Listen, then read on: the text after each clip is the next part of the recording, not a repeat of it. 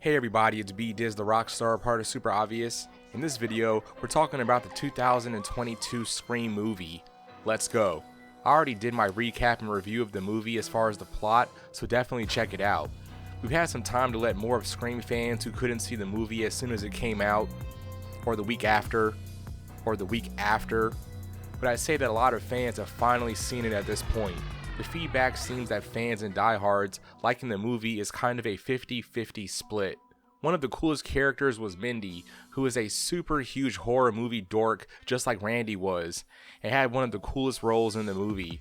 We had Chad, who I was pretty sure was going to die in the movie, but he survived. We have Judy Hicks and Wes getting brutally killed inside and out front of their home, which I did not think was going to happen.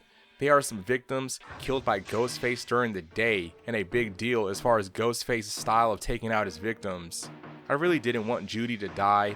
I liked her.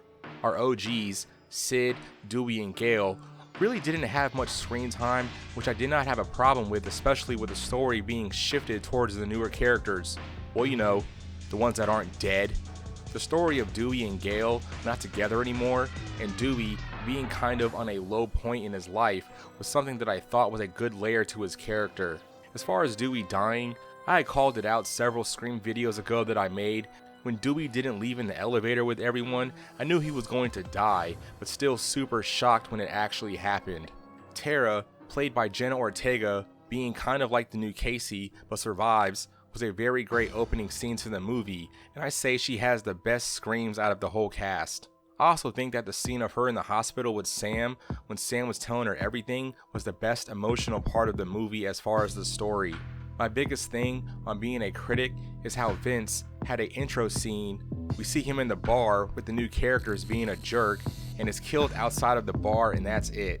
I kind of feel like he could have had so much more screen time and a presence in the story, but also being fair to the creators, maybe they were trolling us and we fell for it. I had the prediction that Vince would have had a bigger role, either being related to one of the previous Ghostface killers in some way, either being a brother or the kid of Sid and Billy when they did it in the original Scream movie.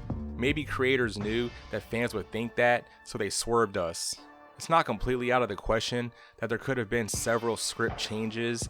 Even in Scream 3, they talked about there being several different scripts as far as who dies, in what order, and who the killer could be. But even with all that, I think Vince could have been a lot more than just a guy who dies right quick in the movie.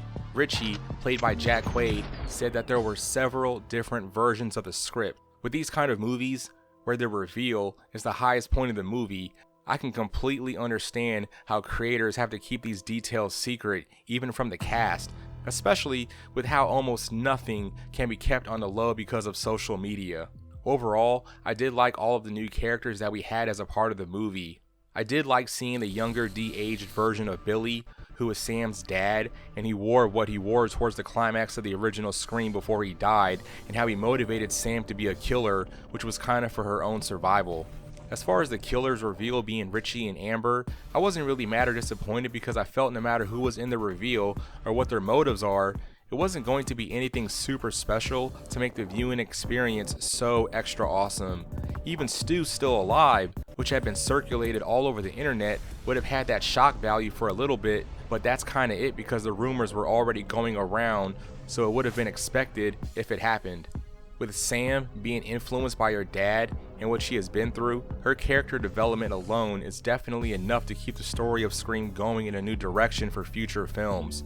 The movie has already done successful enough even during its opening weekend to where a Scream 6 is possible.